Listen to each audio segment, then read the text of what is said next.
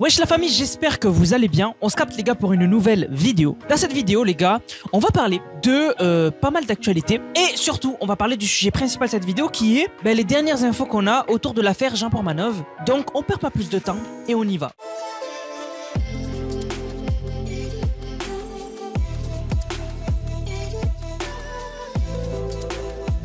Alors tout d'abord, on va parler de cette vidéo. Donc, c'est un jeune qui s'exprime après avoir payé une formation à 7000 € de Yomi Denzel. Alors Yomi Denzel, pour ceux qui ne le connaissent pas, c'est ce mec-là. Donc Yomi Denzel, vous en avez sûrement entendu parler. Donc, par exemple, le 14 janvier, donc c'était il y a un an, donc c'était en 2025, Yomi Denzel, l'entrepreneur, est accusé d'avoir utilisé une capture d'écran de vente Shopify dans une newsletter pour promouvoir sa formation en e-commerce. Cependant, ces chiffres provenaient d'un internaute sur X et non d'un membre de sa formation. Bon voilà, une méthode peu recommandable et qui entache sa réputation. Mais donc pour ceux qui ne voyaient pas c'est qui, c'est lui. Voilà, ça c'est Yomi Denzel. Et en fait, il a su avoir une grosse image sur les réseaux sociaux ces 10 dernières années parce que il avait fait un concours sur Instagram où il avait fait gagner des gros lots et donc ça avait fait énormément de gens s'abonner à son compte et donc ça lui a donné de la crédibilité. Plus t'as d'abonnés, plus t'as de crédibilité. Il est certifié, il fait des podcasts. Bref, on se dit ce mec-là, il est de confiance. Et donc, les gens, aveuglément, achètent ses formations, etc. Et aujourd'hui, en fait, il vit de la formation. Voilà, de ce que je comprends, il vit vraiment en grosse partie de la vente de ses formations. Et après, bien sûr, il a des business à côté parce que ses formations lui ont rapporté beaucoup d'argent. Et donc, bien sûr, il a investi dans l'immobilier, etc. Mais de base, il faisait du Shopify et après de la formation. C'est un peu ça, son truc principal qui l'a propulsé. Voilà, après, aujourd'hui, il a plusieurs business. Mais, les gars, une formation, c'est pas censé vous plumer. C'est pas censé vous plumer, surtout une formation à 7000 €. Donc on va voir qu'est-ce que dit ce jeune. Tu viens de prendre la formation de Yomi, tu viens de perdre 7000 €. Tu dois te dire, mais qu'est-ce qu'il me raconte celui-là? Laisse-moi 30 secondes, je t'explique. Ça fait 2 ans que je fais le business, qui revend comme miraculeux, et il y a 3 choses qui m'ont interpellé dans son bootcamp. La première, les stratégies d'acquisition hyper douteuses. Une création de compte sur Malte. Donc stratégie d'acquisition, c'est en gros comment tu vas récupérer des clients, tout simplement. De la recommandation client, de l'automatisation d'email. C'est quoi ces stratégies d'acquisition, sérieusement, Yomi? Maintenant, il y a plus de 10 000 profils Malte qui ont été créés, qui sont exactement les mêmes. Une stratégie d'automatisation de mail et se faire recommander par ses clients. T'aurais pas pu trouver mieux pour une formation à 7000 €. Deuxième.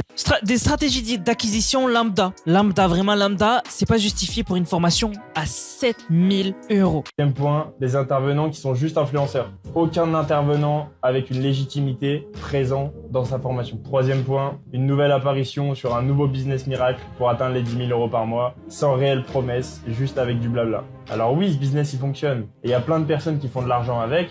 Maintenant, si vous faites les stratégies d'acquisition qu'il vous a données durant le bootcamp, vous allez avoir 0 résultat. Donc les gars, s'il vous plaît, si vous n'avez pas encore payé sa formation, faites vraiment attention à qui vous donnez votre argent.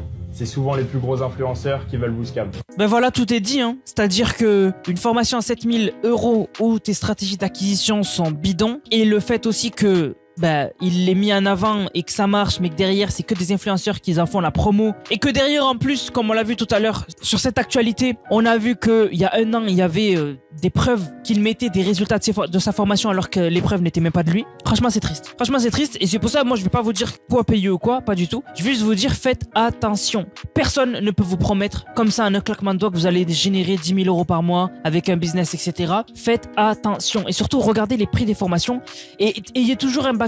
Essayez de voir une formation si vous pouvez vous la faire rembourser ou quoi que ce soit parce que vraiment faut pas après derrière avoir dépensé 7000 € et se retrouver bredouille. Maintenant je voulais parler de cette vidéo. Donc c'est une vidéo de créateur de contenu américain, donc en live. Donc ce mec là à gauche s'appelle Rakai, c'est le plus connu sur la vidéo là et ça c'est ses potes. Et en fait ils étaient dans en gros un magasin et ils faisaient trop de bruit. C'est-à-dire que comme ils sont en stream, ils crient, ils font des grands gestes, ils perturbent la vie commune en gros, alors que dans le magasin tu peux parler avec tes potes et tout, rigoler et tout, mais quand même il y a des manières de se tenir. Et alors on a cette maman qui va venir les voir et qui va leur passer un magnifique message. Je vous mets la vidéo et je vais vous traduire bien évidemment parce que c'est en anglais. Donc en gros là elle explique mon cœur, voilà en gros mon petit garçon, voilà mon petit garçon, il y a des gens qui te regardent actuellement.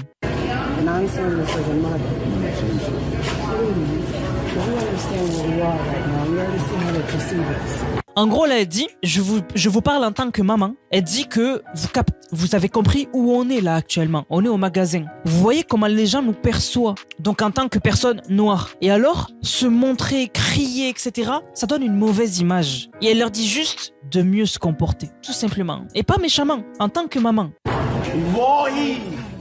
Et alors qu'elle vienne leur dire doucement, calmez-vous, parlez tranquillement. Même si vous êtes en stream, pas besoin de crier, etc. Lui là, cet énergumène que je peux pas me voir, il crie Wallahi. C'est des fous. Franchement, en fait, c'est des gens qui dégoûtent. C'est des gens, moi je vous le dis, qui dégoûtent. Moi j'ai toujours détesté les gens, surtout créateurs de contenu, qui perturbent les autres personnes pendant leur création de contenu. Et surtout qui dérangent.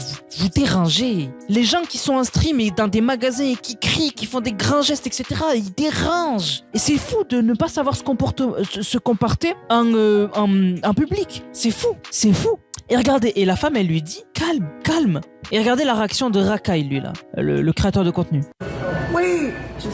Il lui dit, ouais. Et en gros, il veut lui faire un câlin. Il dit, est-ce que je peux te faire un câlin? Mais c'est trop. Tu peux pas dire juste, on est désolé, on va mieux se comporter, merci. C'est fou, c'est horrible. This is a little dramatic, sweetheart. Tu vois, même elle en peut plus en fait. Elle en peut plus, les gens n'en peuvent plus. Comportez-vous normalement, bordel.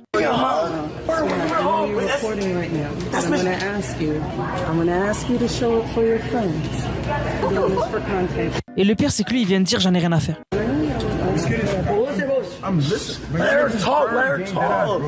Insupportable. Même la maman, elle essaie de leur parler calmement, mais je vous jure que c'est insupportable. C'est insupportable. Bref, maintenant, les gars, on va parler de l'affaire JP, donc Jean Pormanov, donc Raphaël Graven. Et donc, en gros, bon, je vais vous résumer rapidement, mais en gros, Narutovi a fait une vidéo sur sa chaîne YouTube où il est toujours en liberté. Et les gens ont demandé pourquoi il est en liberté. Et en gros, il expliquait qu'après des mois d'enquête et 2 autopsies du corps de Jean Pormanov, la conclusion a été que ils ont rien à voir. En gros, par rapport à ce qui se passait dans le live, ça n'a rien à voir avec le décès de JP, qui est décédé de manière naturelle. Et donc, c'est pour ça que Narutovi n'est pas en prison, qu'il est en liberté. Et du coup, ce qui s'est passé, c'est qu'il a fait une vidéo où il a expliqué un peu tout ça. Et après, on a Adé Laurent qui en a pris plein la gueule. En fait, Narutovi a insulté Adé Laurent puisque au tout début, quand l'affaire a éclaté, Adé Laurent ne connaissait pas l'affaire. Il a appris l'existence de Jean Pormanov avec cette affaire-là. Et donc, bien évidemment, il a vu les quelques vidéos. Et donc, bien évidemment, il a réagi sous le coup de la colère, ce qui est complètement compréhensible parce qu'il connaissait pas l'affaire. Et donc, il avait insulté à l'époque Narutovi, etc. Mais au final, là, Narutovi, maintenant qu'il va pas faire de prison ni rien parce que le décès n'a rien à voir avec lui, il a insulté à son tour Adé Laurent parce qu'Adé Laurent a parlé avant que la justice puisse délibérer de l'affaire.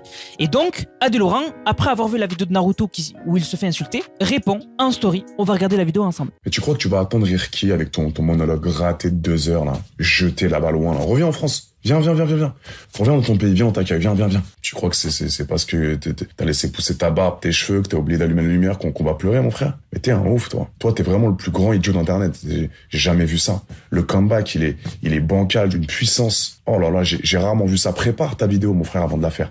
Prépare-la. C'était mon pote, on s'entendait bien, je le ramenais partout, je lui offrais à boire, à manger, on faisait des voix, les coups que tu lui mettais, l'humiliation que tu lui mettais en live, c'est réel ça. On s'en bat les couilles que ce soit ton pote ou pas. C'est comme un couple, ils sont ensemble depuis 35 ans, mais une fois toutes les semaines, il y a une patate du mari qui part. Elle a un œil au beurre noir, la meuf, mais vu qu'elle est amoureuse et qu'elle est dans le délire, elle reste. Mais c'est quoi cet argument de merde? C'est mon pote.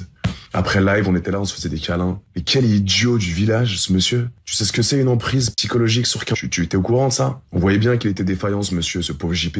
Évidemment, tu pouvais lui faire ce que tu voulais. Il y avait de l'oseille à la clé, il était content. Oui, tu lui as changé sa vie, c'est bien. Tu lui donnes de la main droite pour lui reprendre de la main gauche. C'est pas compliqué à comprendre. T'es un idiot. Fini. Et ça, l'emprise psychologique, c'est connu. Regarde sur Internet, mongolien. Pire contenu de France sur ma vie. Rien d'intéressant, rien d'éducatif. On n'apprend rien, t'es même pas marrant. T'as un visage fermé et gris. On n'a pas envie d'être ton pote, toi. Toi, on n'a pas envie d'être ton pote, mon frère, sur la vie de ma mère. Et c'est moi qui parle, hein. Donc voilà. Donc Adé Laurent très remonté. Et alors, on a eu la réponse de Narutovi. Bon. Il y a l'autre pétasse d'Adé Laurent qui a répondu. Je suis très déçu de ta réponse. Je m'attendais pas à grand chose, mais là, je suis très déçu. Premièrement, je suis à Nice. Ok, je suis en France. Donc voilà. Tu sais où venir. Deuxièmement, tu dis... On va bien t'accueillir en France. Pourquoi on? Je comprends pas. Deuxièmement, tu t'es pas expliqué sur tes affaires de viol. Je suis un peu déçu. Encore une fois, tu racontes de la merde sur quelque chose que tu connais pas. Ouais, t'as vu les images, etc. Très intéressant. Et troisièmement, je vais pas trop parler parce que j'ai pas envie d'avoir de problème avec la justice. Je pense qu'ils sont déjà assez sur mon cul en ce moment. Mais fais gaffe, c'est jamais... Pas moi, hein. Mais si ça t'attrape, ça va te mettre tout nu. Ah merde, j'ai oublié. T'es déjà tout nu sur Internet. C'est vrai que la pudeur et la valeur de l'homme aujourd'hui, c'est un peu compliqué. Donc voilà, donc c'était la réponse de Narutovi. Et d'ailleurs, je sais pas si vous en aviez entendu parler, mais on attendait un résultat en fait de savoir si Kik allait être bloqué en France ou pas à cause de l'affaire Jean Pormanov. Et donc finalement, le tribunal de Paris avait estimé que le blocage complet de la plateforme serait une mesure disproportionnée et que Kik cependant était contraint de maintenir l'inaccessibilité de la chaîne de JP bien évidemment. Donc du coup, Kik ne va pas être interdit et va continuer à être disponible. Du coup la famille, j'espère que la vidéo vous a plu. Si c'est le cas, n'hésitez surtout pas à liker, commenter, partager. On se capte les gars pour une prochaine vidéo. C'était Nanas, prenez soin de vous. Bang, bang, bang.